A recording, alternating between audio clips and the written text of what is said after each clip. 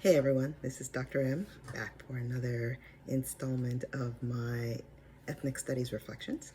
This has been week 2 of the semester now, and this week the students and I began the review of the history of Native Americans in the Americas.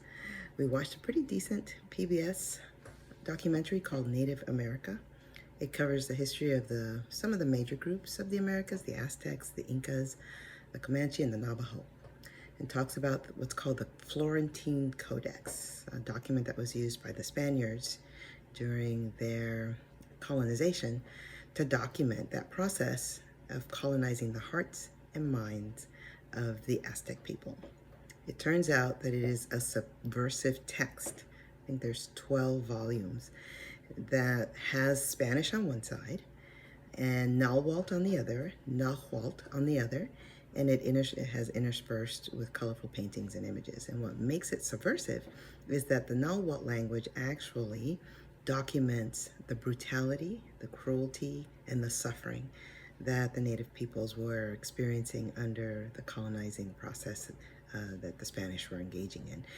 Whereas in the Spanish side, it was just documenting what was, the steps and the processes, but it was the Nahuatl language that actually expressed the true experiences of the native peoples. It's in Italy. The document is not anywhere in the Americas. But it's an incredible document that really codifies the experiences of the native peoples at the time, in their words, in their images, really documenting that process of a civilization dying by the hands of the Spanish. We also had a great conversation about how the native language has been used in other subversive ways. A handful of students across all 5 sections that I teach knew about the Navajo code talkers that were utilized during World War II. We were also reminded of the custodial relationship that the native peoples of the Americans have with nature. Part of the task was to help maintain biodiversity, and we learned how, when that was not allowed to continue, devastating effects occurred. For example, the fires in California. For decades, the native peoples in California were not allowed to maintain the biodiversity upkeep of the area in California specifically, but in the western region of the United States more broadly. And that's why we have fires. And it's just recently, within the last 5 to 7 years, that the state of California and the state and federal agencies have allowed back the native peoples and recentered their practices to help maintain the forests. And it's a slow process of healing, but it's finally happening. So we learned a little bit about that. We also listened to a podcast about the apprehension of First Nations children by the social welfare system in Canada. There are currently birth alerts that allow state hospitals to take children away from pregnant people who have criminal or substance abuse records with the state. We also had a reading by Grindy called Taking the Indian Out of the Indian. And this is seminal work describing the historical and current outcomes of these destructive policies. So the students got some good foundational knowledge to hopefully build on throughout the semester. And in the end, the students really started to begin to understand the concept of decolonizing your mind. Because you hear it almost sounds like a catchphrase, but the process. There was a quote in the movie Native America where the native peoples, the reason the Spanish did what they did was that they wanted to colonize the heart and the mind of the native peoples. They essentially wanted to erase their native knowledge and history and replace it with Spanish, Catholic, European worldviews and ways of doing things. So that is what colonizing means. And decolonizing is the process of undoing that. So the students are beginning to understand that. So it's no longer a catchphrase for them. It's something that they can now intellectually play with and then take ownership of it themselves. It was clear that most students didn't learn any of this information in high school, which is a little bit sad, but at least they're here now and they're learning it now. So we start from where we're at and work together to get to where we need to be. That's my motto. The tiredness hasn't let up, but folks are beginning to settle in.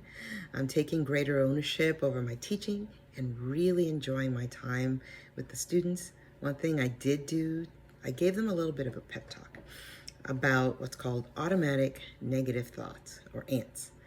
I reassured the students that they belong in the classroom, in the seat, at the university, and are more than capable. If they think anybody has it all together, one, that person is lying. And two, the student has a warped sense of what's actually really going on. No one really has it together. Everybody's going through a new experience, whether they're freshman, sophomore, junior, or senior. Everybody's doing this new. And so everybody's learning along the way, and everybody's doing the very best they can, how they can. So I reassured them that they will be fine. We'll get through this class, and they will learn. And they will continue to do better and better as their years in school go on, and they will finish. I reassure the students that they belong and they're capable. Negative experiences and thoughts are stickier, meaning both in our heart, in our mind, and in our brain, because of our early human experiences. If we were in a beautiful meadow and a large animal is coming to essentially kill us, we are no longer paying attention to the beauty around us, but we're focusing on the threat. And our brain still functions like that.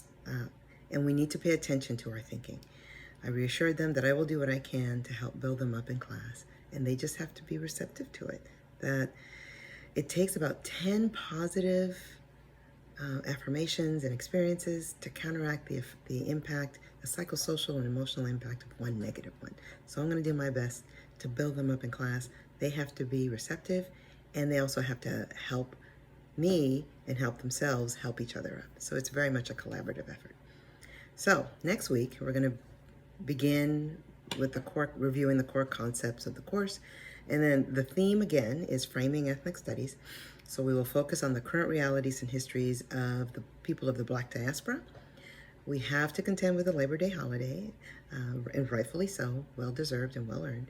So we will have only one day in class together to review the class material. So I've asked the students to read, listen, and watch the course content in advance, so that when we do come together, we have really good, rich, and deep conversations in class. The topics will be reviewed again throughout the semester, so they really need to get the basics down now, so that there's not a lot of learning new as opposed to just reviewing. So that's it for now. I ran a little long. It's now 8 minutes. So hope to see you next time. I hope you're getting something out of my weekly reflections, and see you next time.